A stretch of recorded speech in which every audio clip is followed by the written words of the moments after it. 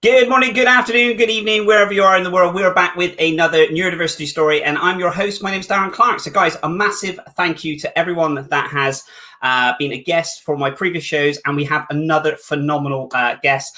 We have Dann Casswell, who I've been watching his content and his team's content for quite some time now. So I'm absolutely delighted that he has given up his time, his busy schedule today, to come and join us to have a conversation around neurodiversity and also the amazing work that he's doing as well within his company. We're going to be doing things a little bit different today. We're going to be speaking to Dann, and we're also going to be putting some videos out to showcase some of the amazing work that he's been doing. And then we're going to be talking about this. This is, I'm really excited to see. To give you an idea of this, guys, I've kind of consumed his entire website over the past couple of days, literally just kind of absorbing everything he's doing. As someone who's really interested in animation and design and everything, it's been a joy to see. But guys, also as well, we can't do this without you guys watching. So please do let us know where you're tuning in from, and feel free to pop it in the comments. And you never know. Feel free to connect with the other people that are telling you where they're from as well. So guys, like I said, we have another Neurodiversity Stories. The reason why we do this is purely to spread more awareness around neurodiversity, to share people's stories, and hopefully with you guys sharing this out to your connections, we can then raise more and more awareness around neurodiversity. And wouldn't that be an amazing thing? So what do I do? So my name is Darren Clark, and I'm a global neurodiversity consultant. I work with organizations across the globe to make them more awareness around neurodiversity with teaching, training, and consulting. Guys, I also want to say a massive thank you to our sponsors, Touch, Type, Read, and Spell. I just want to show you something like this.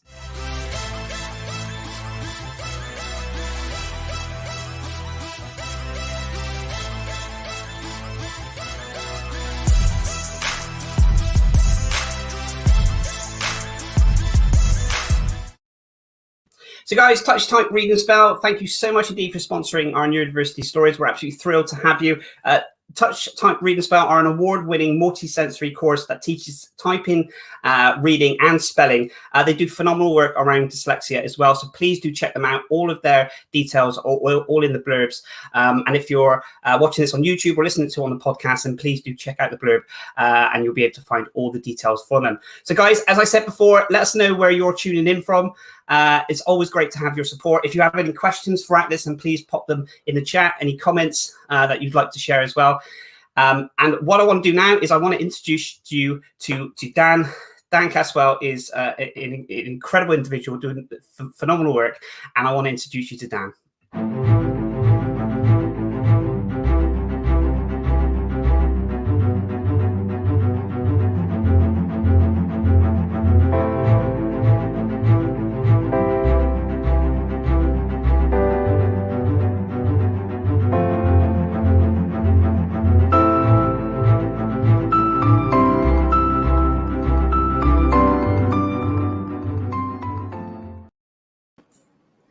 Good morning, Dann. How are you, my friend? Good morning. Hi, yeah, not too bad this morning. Very humbled by your intro. I'm not sure I deserve all those plaudits, but yeah.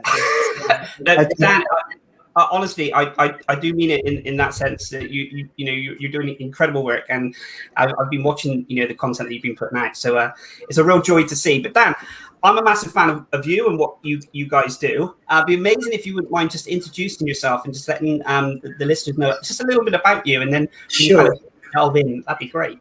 Yeah, so I guess I kind of I've always wanted to, I think my ambition has always been to be part of a creative team and running small creative projects and just making beautiful things.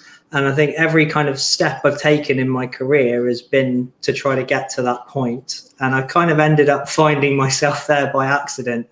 Although, kind of like it was always in the back of my mind. And it was a bit of a circuitous route. So started with doing creative writing and sociology at university, and then moving on to an MA in scriptwriting. And then I kind of lucked my way into a job at the BBC, working in local radio. I was on Radio Bristol for a little while, and then that was a really difficult time, actually, because it was like I had my foot in the door and I knew where I wanted to be. But at the same time, progression was really, really difficult. And particularly in terms of dyslexia, like I had problems with like interviews. I've faced like some weird, just odd discrimination around it. A lot of disbelief that it was a real thing. And that was kind of interesting. So eventually I kind of found my way out of local radio and ended up in Children in Need, which was really great. And I kind of found a love of socially conscious work, of helping people, of being part of something good. And that became something that just was really important to me. But I still had this drive to create. And at that time, I was just kind of administering grant money to charities around the Southwest. So I started volunteering for the outreach programs in the BBC. Yep. And basically what they are is they help people from kind of inside the ivory tower of the BBC get out into the community and meet real people on the ground. And also they give people from, marginalized groups and like schools that are in special measures and stuff like that, the chance to experience creative careers. So we used to run something called the Talent Ticket Roadshow, and we would like work with the guys from Aardman and make animations with the kids, and I was really enjoying it, and I was making things, so I got to make like music videos and stuff for the St. Paul's Carnival, and wow. I was really enjoying that job, but at the same time it was a very tenuous job. like it was always a nice to have. Yeah. Was there a lot of kind of time pressures then within that? Yeah. I mean, yeah, no, we had to do things quickly. A lot of the stuff that some of the stuff that was most difficult was resistance from community groups. So like there was a lot of suspicion about the BBC coming in and trying to take over, and they were always worried that we weren't going to include people enough. So a lot of my job was actually just kind of working with community groups to make sure that their voices were heard, and being very, very patient with some people who were really angry before they even got in the room or heard anything that we had to say. I guess it's that way, isn't it? It's their passion and they want to be shown in the right light and want to be heard. And I guess when we say a company like the BBC, we see it's just this ginormous global organization. It's funny because when you're on the inside, you realize how everything is held together with sellotape and bits of string, but from the outside, it all looks like really slick. And like I often think when people are talking about like conspiracy theories and all that kind of stuff, it's like I'm sure if you saw the inside, if you saw how the cake was made, you'd understand that these people are just peddling to stay afloat. Like they don't have time for big conspiracy theories. Do you think that's because the sheer the enormous pressure must be I'm not saying I feel sorry for the BBC, the enormous pressure and the reputation that they have whenever they do something is, and like you said, is enormous. 100%. I mean, it was a really good education in terms of hitting deadlines and making stuff happen, especially in Radio Bristol. We had about as much time to produce radio as the radio's on all the time. So we're basically making it in real time. Like you've got like an hour to make an hour's worth of radio. And like, I would come in the morning and they would be like, right, we need to find like 5 people to talk about this subject, and I would just be scouring the internet and phoning up community interest groups and just being like, can you talk now?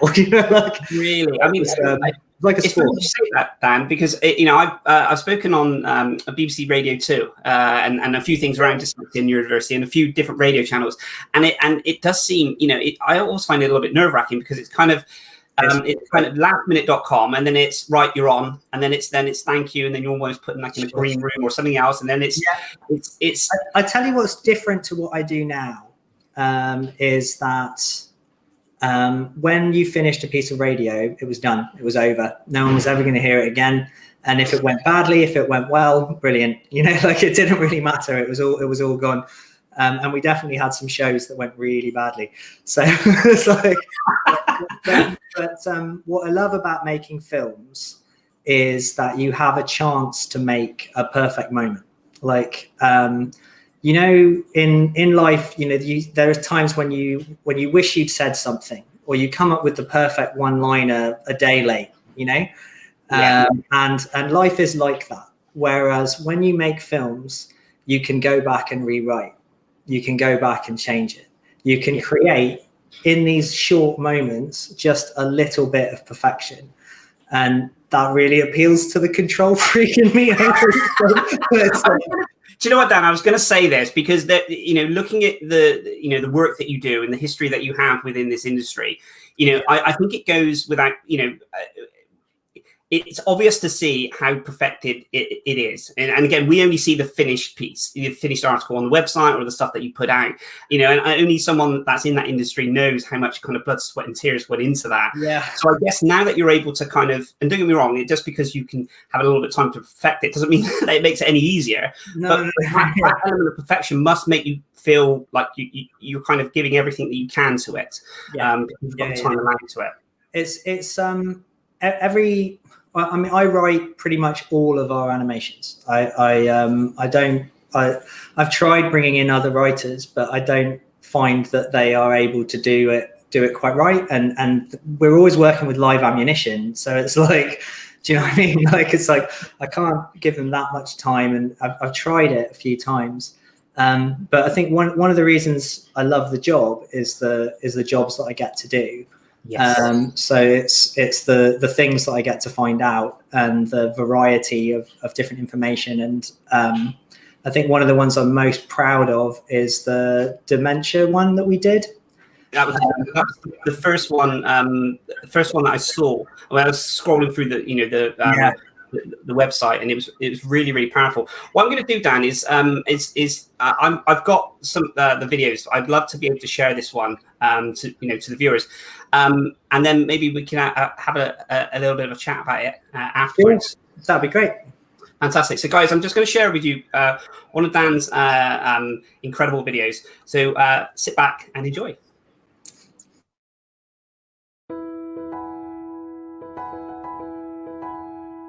You may hear people use lots of different words for dementia. What they mean is that how a person thinks and how their brain works is changing. To think, the brain uses electrical signals like a computer. With dementia, some of those signals get lost along the way. What you might see on the outside is that a person starts to forget things, or say or do things that seem a bit clumsy or odd. They might need more time to do things like getting dressed, eating, or even getting their words out. When someone you care about has dementia, one thing it means is that while we can do things to make them feel happier, their condition won't improve. And the way their brain works will keep on changing over time. So it's natural for you and the adults around you to feel a bit worried or sad. Don't keep it a secret. Talk to an adult you trust. You might find you are worried about something that wasn't even true. For example, dementia isn't like chickenpox. You can't catch it from someone else, and just because someone in your family has it, doesn't mean it's going to happen to you. Most of the time, while the way you talk and play together will probably change, they aren't going to stop caring about you. And there's no reason why you shouldn't be able to have fun and spend quality time together. Often for someone with dementia, feelings and emotions are more important than words and ideas. They're happiest when they're comfortable and doing things they enjoy, like spending time with you. So think about the things they like to do. Listening to music, looking through photos. Perhaps you could try a simple version of an old hobby, or if they used to read to you, you could read to them instead. Whatever you decide to do together, you and your family probably know more about what makes them happy than anyone else. But even with experts on the case, no one is happy all the time. And there will be days when they just need some personal space. Even if they are a bit grumpy or can't remember your name, it doesn't mean that they have forgotten who you are. It's healthy to laugh at ourselves when we make mistakes, so taking things lightly can help. Try to be as kind and forgiving as you can. Let them know who you are and what it is you are doing. Be gentle with them and reassuring. Sometimes something as simple as a hug can make all the difference. Love is a strong and powerful feeling that goes through your whole body. It's more than just an idea. It was there long before dementia came along, and it's not going anywhere now.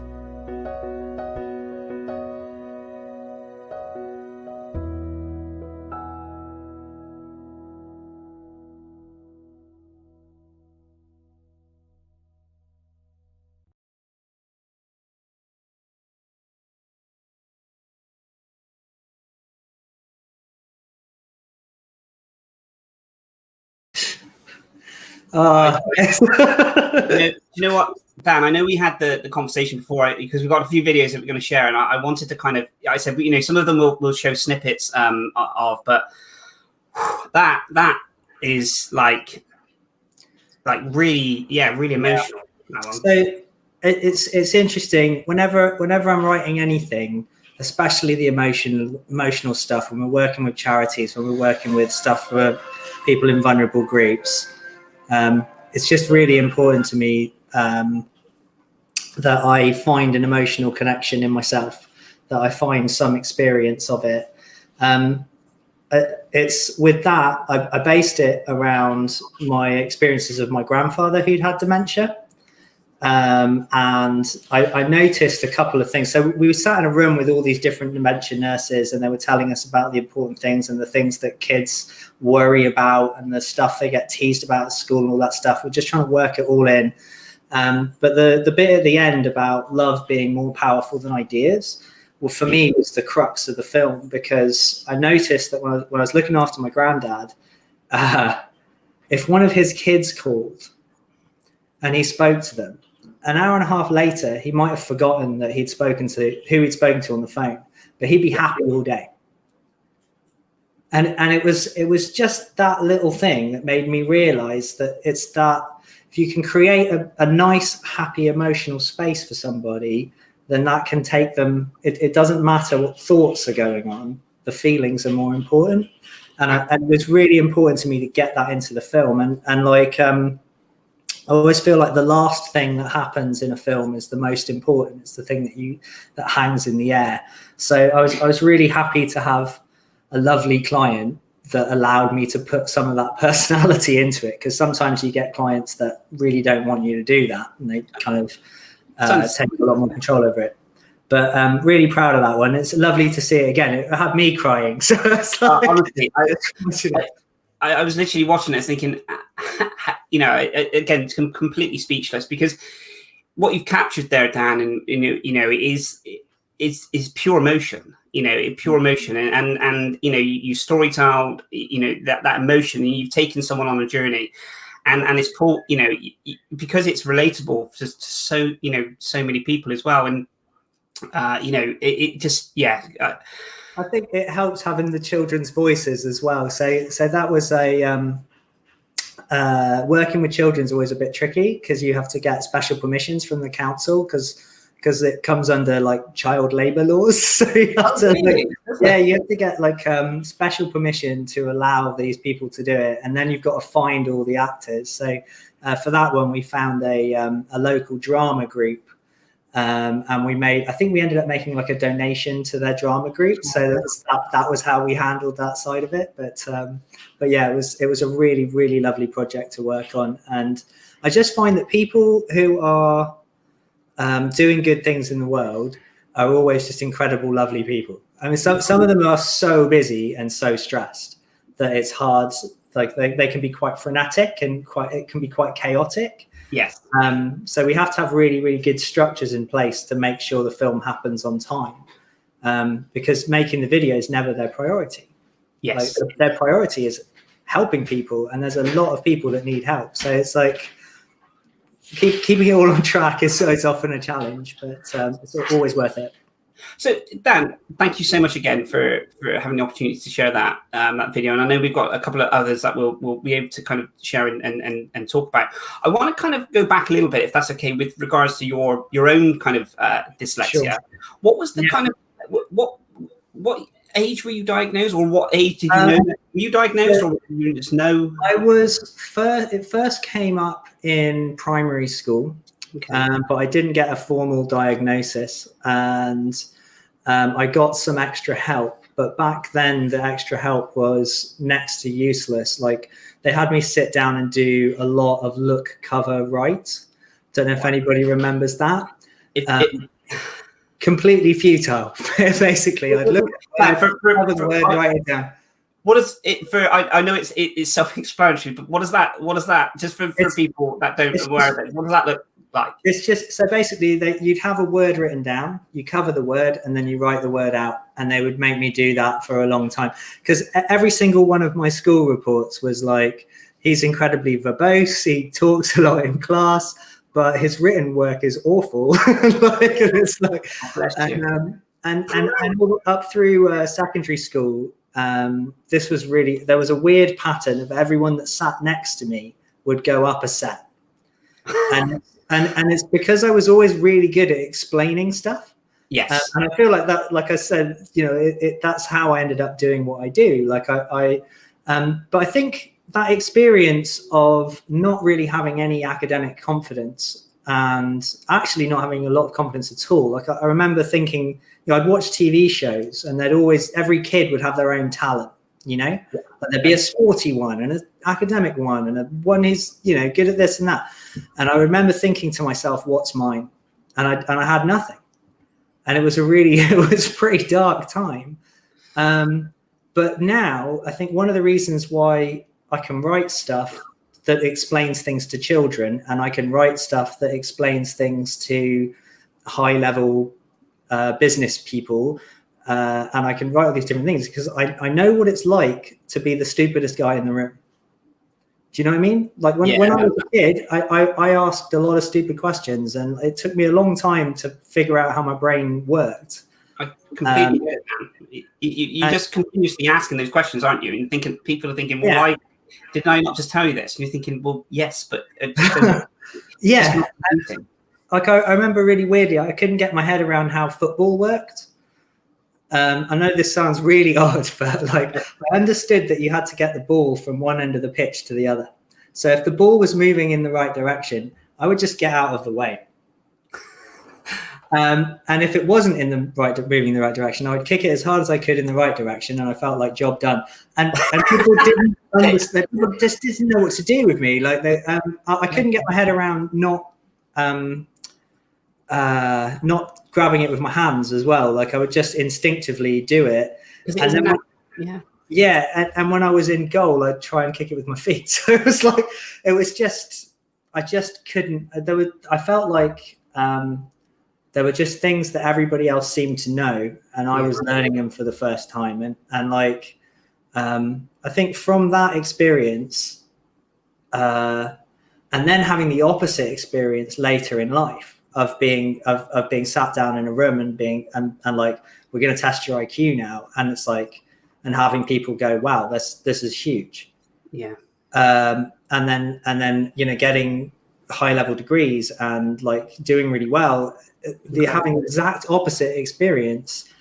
So an odd life path, It's a really odd life path.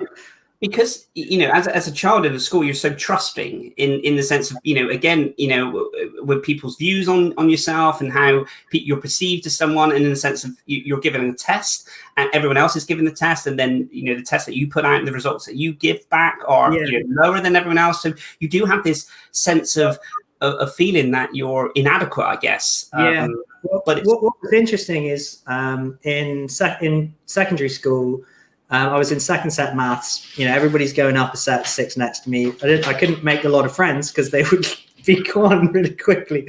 It was really weird. But we had this kind of inter-school maths test, and it was multiple choice. So it wasn't about written work. It was just about whether or not you got the answers right. And I got like one of the highest marks in the county.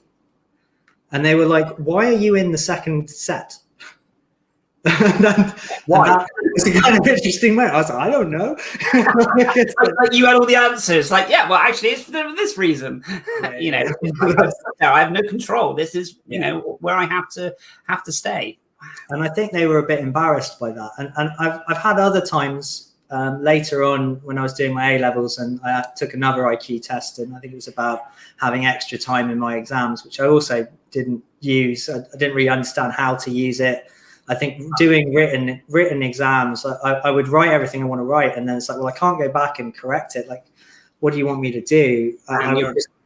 You're so right. I find because that's kind of the normal thing. They say, well, actually, you know, if a student with neurodiversity, in a sense of dyslexia or something, that we will allow extra time, you know, during the exam to be able to, you know, read the question. I would have found, I mean, I wasn't put for any exams through school. I was kind of segregated anyway, because they just didn't really know what to do with me. But had they have put me in a hall with exam paper conditions and then said, actually, you're going to be staying here longer than everyone else. Yeah, to punish I would have found that extra time even more stressful. You know, 10 minutes in that environment would have been stressful for me, not an extra half an hour. I understand why those kind of things are put in place, but they don't suit every individual.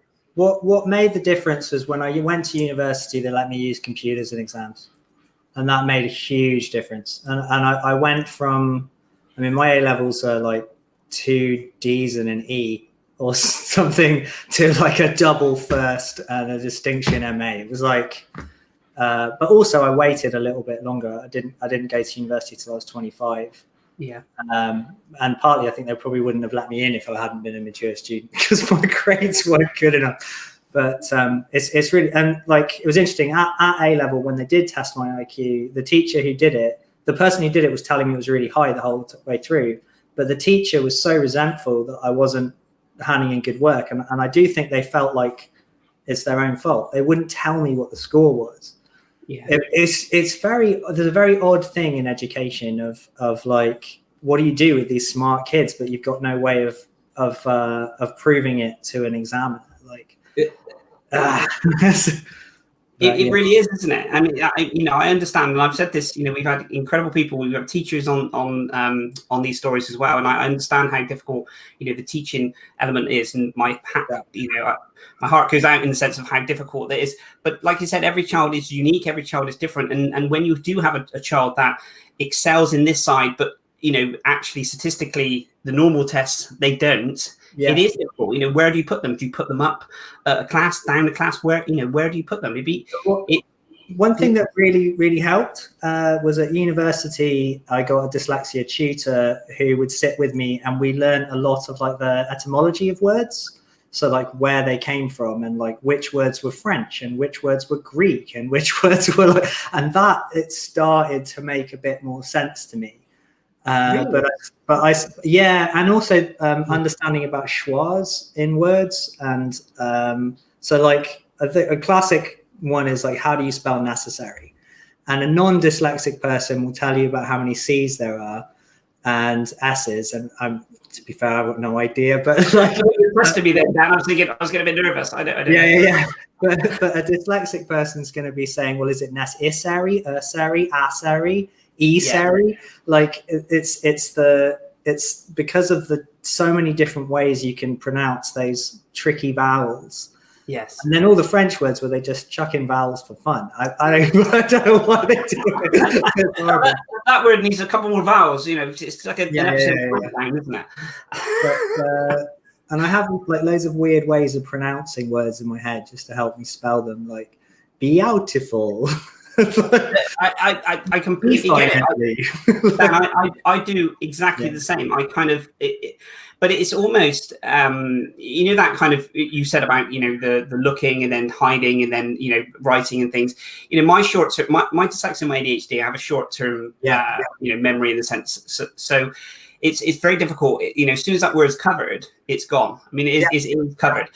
So to be able to do that, and I could write. I mean, I love writing, absolutely love writing. I mean, when I look back on it, you know, I've got more red underlines than ever. And, you know, sometimes it's like trying to, you know, go through kind of a foreign language, so to speak, to try and decipher what it actually says. But I actually, you know, I love those. But the same word. I could write the same word, Yeah. go into a sentence, then write another word, and then I still have trouble spelling it. It's like a complete block. Yeah, I can spell the same word 4 times in different ways on the same page, and partly that's because I assign an emotion to what I'm writing. And I think the title of this talk is why I think being dyslexic actually makes me a better writer, is because I feel while I'm writing, and I hear it in my head while I'm writing, and I hear the emotion that I'm going to put into those words. But like a different emotion will have a different spelling. Yeah, you know what I mean, because it has a slightly different pronunciation, and it's like I used to assign characters to, I just gave, it's hard to put my finger on, but this is going to sound really pretentious, but I have a personal relationship with different words. Like they so the sound of them and the poetry of them is really, really important to me, and where they are can mean that they'll come out in a different way, because they're almost coming out of a different place in my brain. Absolutely, Dan. I love the English language in the sense that, I love listening. I can listen to Stephen Fry forever. And even Russell Brand in the sense of the word. I love when people use not everyday words and all these big words, and I love trying to. I think of the word and I'm trying to write it in a blog or something that I'm trying to do, and then I'm kind of and spell check, just don't get it at all. So then I'm having to kind of better. If I can't spell something, I'll Google it, and usually that's better. That is definitely something I'm going to take from this and start doing. I'm taking away some of the words that I want to use to express myself when I'm writing, and I'm kind of downplaying the words to make it more simpler.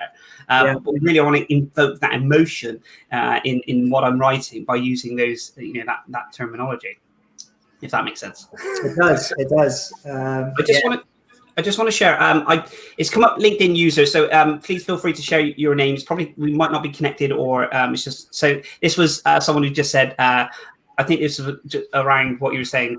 Around the looking right. And Samantha Hugh, she says using a tablet is one of the accommodations they give children with SEN in specialist schools. Thank you so much for sharing that, Samantha, as well. And like you said, it was why we should be using really the kind of the tools and the technology around us to help in kind of assist within this.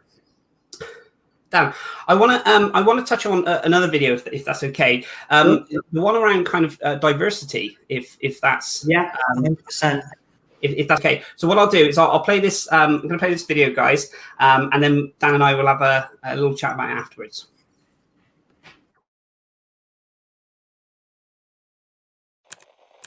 In the world of television and media, we are at a crossroads. We have a golden opportunity to enrich the programs we make, to incorporate new perspectives, and to access an as yet untapped resource of drive, determination, and talent. In short, to become disability inclusive. Right now, 17% of the UK workforce identifies as disabled. Within UK television, in off-screen roles, it's only 4.5%. This is why the UK broadcasters have committed to doubling that number by the end of 2020. Since 2018, Doubling Disability has been researching what our industry is doing well and what we can do better. While good work is taking place, it's often one-off initiatives happening in isolation. Successes go under-celebrated and subsequent learnings go unshared and have to be learnt again. Most non-disabled people don't know enough about disability. They worry they'll say or do the wrong thing. This nervousness can become a subconscious barrier to the kind of friendship and network building that most non-disabled professionals take for granted, meaning even those disabled staff who are employed are frequently disadvantaged. All of these barriers can be broken down, and there are tools, initiatives, and organisations already available to help.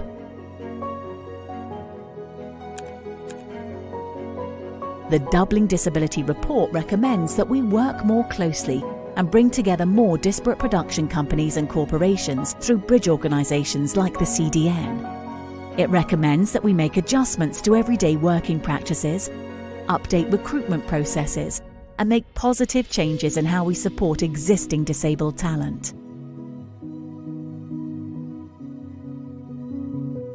The UK TV industry values original ideas and unique perspectives above all else, which is why it's time for us to come together to find, to foster, and to celebrate diversity in all its forms, and bring into the foreground the as yet unheard voices of talented disabled professionals.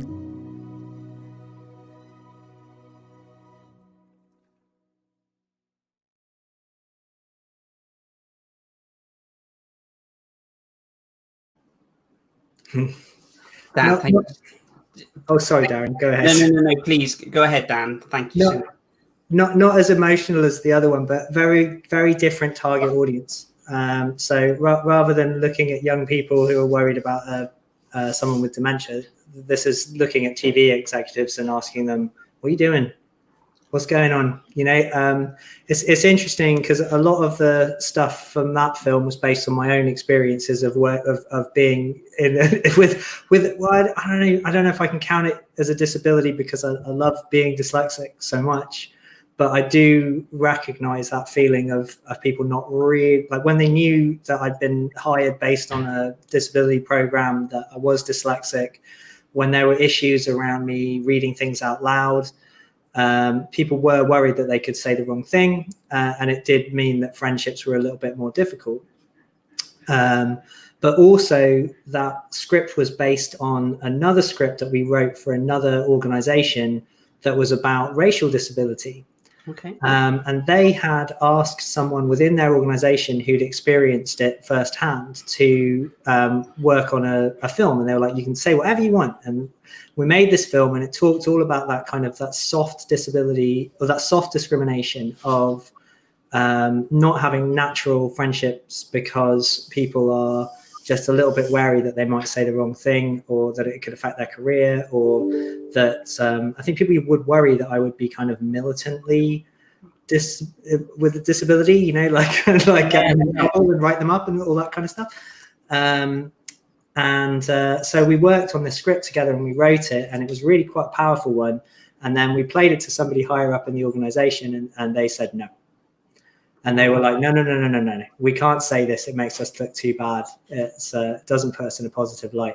So it's like, and that project got cancelled. So I was really, really happy to be able to bring some of that knowledge from that project into this film. And I think sometimes when you put a lot of love and work into something and it doesn't happen, it's always worth putting it in a drawer, because you never know when there's going to be useful for something else.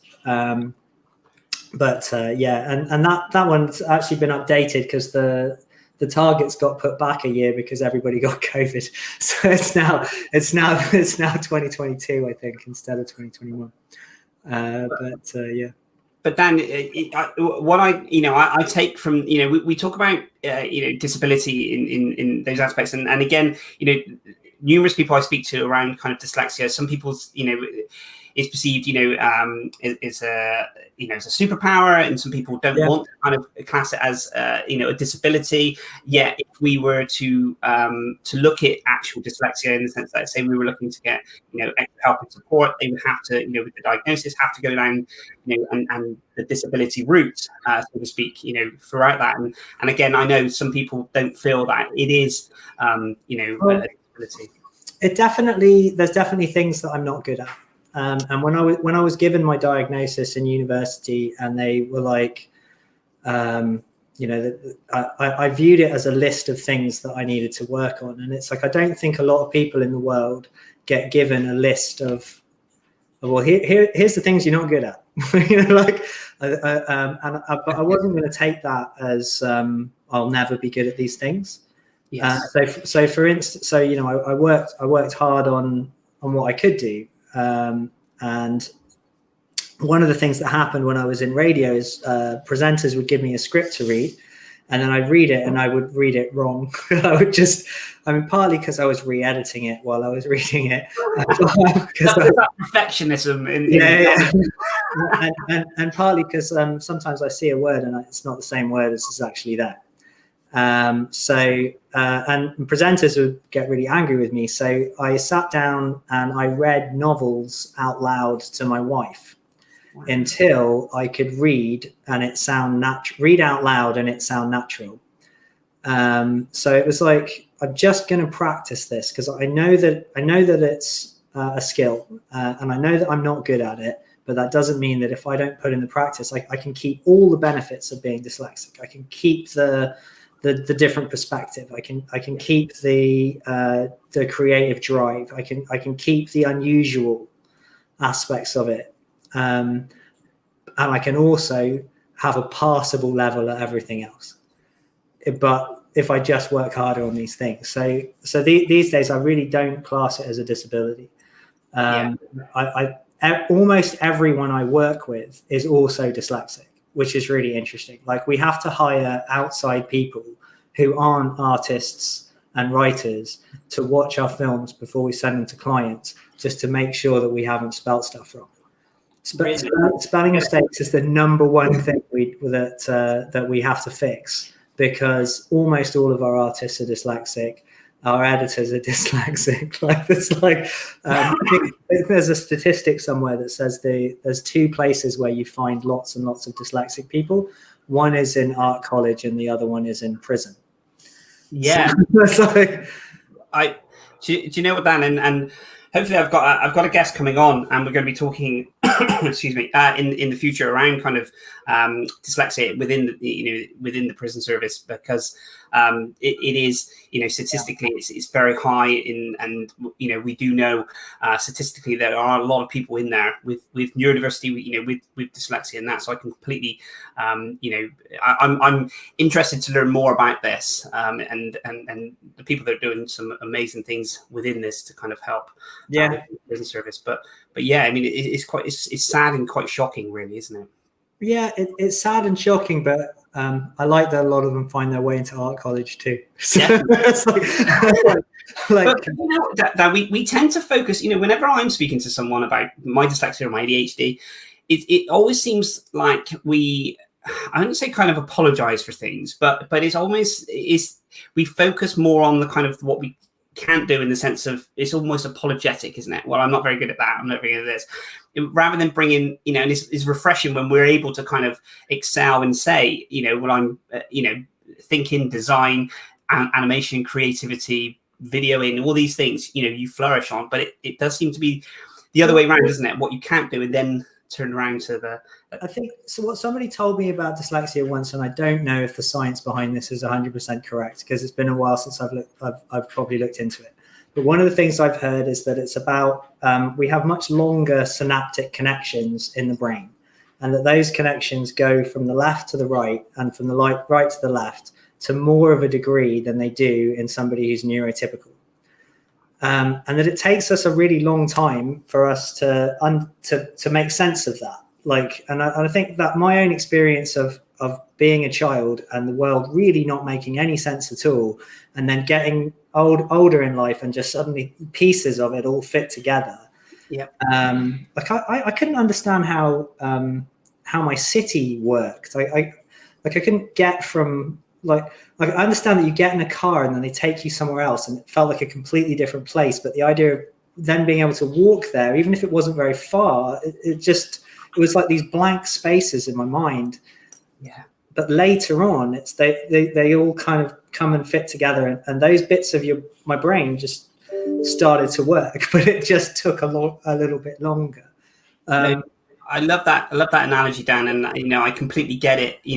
Where I used to find it strange, when, like I said, when you're sat in a car and you're moving really fast, but you can sort of move around freely and going at this supersonic speed, and you can just walk around and move. I just couldn't, no matter how many times someone explained this to me, I just couldn't compute it. But if I was outside this window, what would I be able to do? No, you wouldn't. But how can I do this? Well, and people would just say, well, because you're in a car. And I'm like, well, that doesn't answer the question, and it's we can get into it if you want. The thing is, I think I'm one of those people that gets drawn to those blank spaces in my brain. Like if I don't get something, I remember getting really angry at school because the teacher could not adequately explain to me how gravity works, and because can you imagine being the teacher and there's this kid? Yeah, but why do these things attract each other? Explain gravity. I want gravity. Yeah. And I've had to read a bunch of books and watch a lot of TV shows to have a basic idea about how gravity works. So I now feel a bit sorry for those teachers. Did you get the apple and just drop the apple and down on this? But I think with those connections going all the way through the brain, I think that's why we're able to live inside of things, and our imaginations are so vivid and colorful. And although my imagination weirdly isn't colorful, but that's a different thing. But yeah, so and make connections between things that people don't necessarily make. So I think a lot of the times a really good explanation is about finding the right example that gives people something they can cling on to in the real world, something solid and factual that they can build on.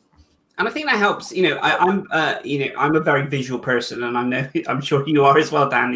From what you do in those things. So a lot of things for me have to be kind of explained visually or hands-on, or trying to do those those things. So I think rather than kind of the textbook element of it, the visual. I mean, I tend to learn. YouTube for me is phenomenal in the sense that if I'm looking to do anything, I will watch a video. And I'll educate what the video is, and I'll learn, from a new skill, from all these different things. Rather than, if someone was to say, read this, and this is what the instructions element. I find those that side of learning. I've had a hard time with that, but yeah. So one of the things that inspired the work that I do now is I really loved those kind of for beginners books, which always had little cartoons and little stories. And like I said, I've always been drawn to stuff I don't understand. So I read a lot of those, and I just found them so much more accessible. And I find that if you make information accessible to neurodiverse people, you make information accessible to everyone. It just makes it easier for everybody to take it in. And it's one of the, I love my job. Because I get to do things. And I get to explain things, and I get to learn things, and I get to do it in a way that would have made sense to me when I was 12 years old.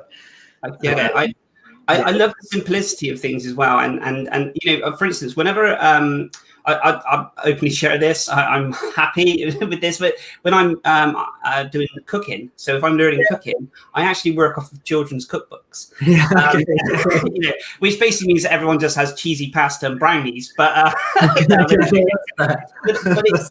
it's because the actual book is written in like a form for easy explanations. If I was to open up a Delia Smith cookbook or something, I mean, I'm just picking that name out, or Jamie Oliver or something, I can imagine it would just be really kind of text heavy and all these different things, and I would get overwhelmed with this. This is just quite a simple way of doing it, so I move towards the more simple element.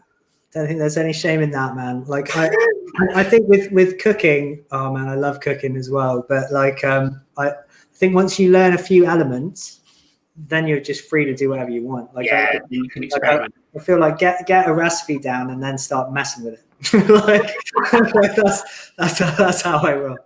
But Dan, we're coming up to the end of our time. There are a few more videos which I will put out as a link onto this live, and also when we upload this to YouTube, put the links as well on so people can see out, because I know there was an incredible one with the NHS and a few others as well. But all the links will be up there for people to see. Dan, if anyone wants to connect with you or get in contact with you, how do they do that, Dan? I'm on LinkedIn. So I think I'm on LinkedIn. I think it's like LinkedIn/Bristol Animation. Or you can find us on our website, www.ccanimationstudio.co.uk. Feel free to drop me a line. I'd love to hear from you. Rates are very reasonable because a lot of our stuff is for charity, and and social care. And if you want to work for charities and social care, you can't charge a lot of money because they don't have a lot of money. So well, you guys are doing an incredible work, and I would definitely be recommending you from the rooftops to all of my connections and far on between. Dan, it's been an absolute pleasure speaking to you. Thank you so much for giving up your time today. I really appreciate being invited. It's been absolutely lovely. Cheers. Thanks, Darren. Bless you. Have an amazing rest of the day. Enjoy the rest of the sunshine before the thunderstorms come this weekend. And I will catch you very soon, Dan. Take care, my friend. Speak Cheers. to you soon, Darren.